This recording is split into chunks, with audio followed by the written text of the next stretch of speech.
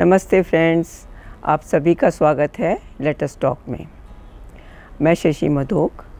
आज मैं आपको बताऊंगी कि एक्सट्रीम विंटर में हम अपने पौधों को कैसे संभाल सकते हैं, उनको कैसे हेल्दी बना सकते हैं और उनको पेस्ट अटैक से या उनको डिस्ट्रॉय होने से हम कैसे बचा सकते हैं। तो लेट अस स्टार्ट। सबसे पहले मैं आपको ये बताऊंगी कि विंटर में हमें उन पौधों का भी ध्यान रखना है जो डोमेंसी में चले गए हैं, और जो पौधे ब्लूम करने वाले हैं उनको भी हमें और कैसे अच्छा रखना है, हेल्दी रखना है, ये भी मैं आपको बताऊंगी। तो आइए सबसे पहले देखते हैं जो पौधे डोमेंसी में चले गए हैं या स्लीपिंग स्टेज पर हैं उनको हमें कैसे बचाना है और उनको कैसे हेल्दी रखना है।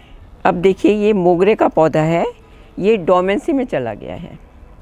तो जो पौधे डोमेंसी में चले जाते हैं उनको हमको हल्की प्रूनिंग उनकी करनी होती है, बहुत हार्ड प्रूनिंग मत कीजिए, और उनको पानी अपन को उनकी रिक्वायरमेंट के हिसाब से देना होगा।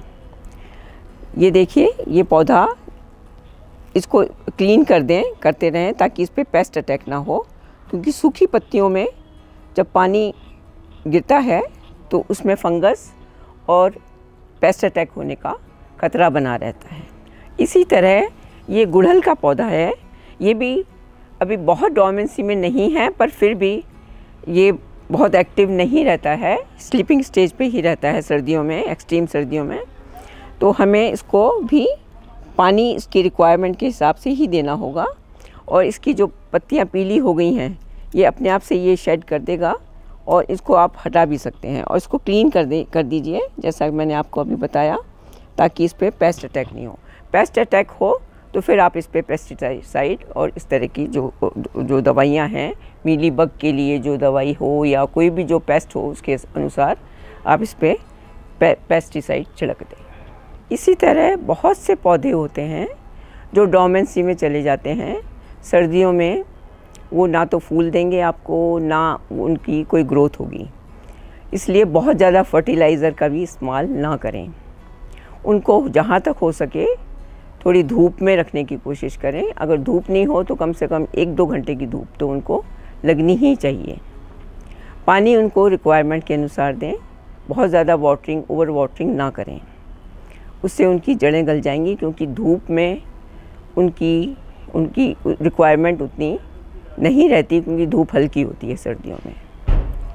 तो इस तरह से जो पौधे डोमेंसी में, जैसे करी लीव्स हैं, मधुमालती है, मधुकामिनी है, और जो भी गर्मियों में फूल देने वाले पौधे हैं वो डोमेंसी में चले जाते हैं, एक स्लीपिंग स्टेज पर चले जाते हैं। तो आइए अब हम डिस्कस करते हैं कि जो सर्दियों में फूल खिलते हैं उनको हम कैसे हेल्दी रखें। सर्दियों में जो मुख्य फ्लावर्स हैं वो हैं पिटूनिया है, डहलिया, साल्विया, पेंजी, गुलदाउदी, और इस तरह अगर आप लिस्ट बनाने बैठेंगे तो बहुत लंबी लिस्ट बन जाएगी, पर मुझे जो बहुत अच्छे लगते हैं फ्लावर्स वो डहलिया है।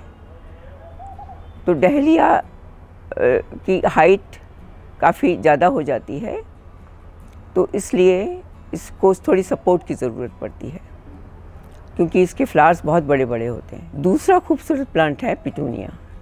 पिटूनिया को सीड से भी लगाया जा सकता है, और इसकी सैपलिंग से इसको नर्सरी से लाके लगाया जा सकता है।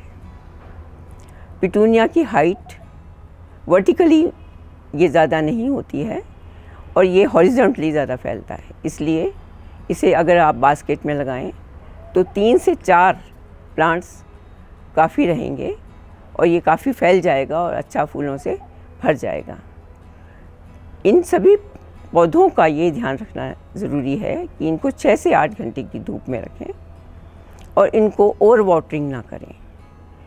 इनको मॉइस्ट रखना ज़रूरी है, पर इनको सौगी ना करें। इसी तरह एक खूबसूरत पौधा है कैलेंडुला का। कैलेंडुला को आप सीड्स से लगा सकते हैं। सीड्स में थोड़ी फंजीसाइड मिलाकर आप छोटे छोटे गमलों में लगा लें, और जब ये 3 से 4 इंच का हो जाए तो आप इसको बेड्स में लगाना चाहें, लॉन में साइड में लगाना चाहें तो आप लगा सकती हैं। मुझे इन पेशेंस भी बहुत पसंद है। इन पेशेंस को आप लॉन की साइड में लगा सकते हैं। इस पे बहुत तरह के और बहुत रंगों के सुंदर सुंदर फूल आते हैं और इसकी हाइट ज़्यादा नहीं है। ये एक लाइन में बहुत ही खूबसूरती से खिल जाते हैं, तो उससे आपके लॉन और आपके बगीचे में अच्छी खूबसूरती ये ले आते हैं। इन पौधों में जो फर्टिलाइज़र देना है उसके लिए भी आपको थोड़ी सावधानी रखनी होगी। लिक्विड फर्टिलाइज़र इनको सबसे ज़्यादा सूट करता है। पानी में डाइल्यूट करके लिक्विड फर्टिलाइज़र इनको समय समय पर देते रहें। सर्दियों का एक खूबसूरत पौधा साल्विया भी है। साल्विया पर्पल कलर में या रेड कलर में आता है, जो गार्डन में बहुत सुंदर लगता है। सर्दियों के फूलों में अगर हम मैरीगोल्ड का जिक्र ना करें तो हमारा ये टॉक अधूरी रह जाएगी।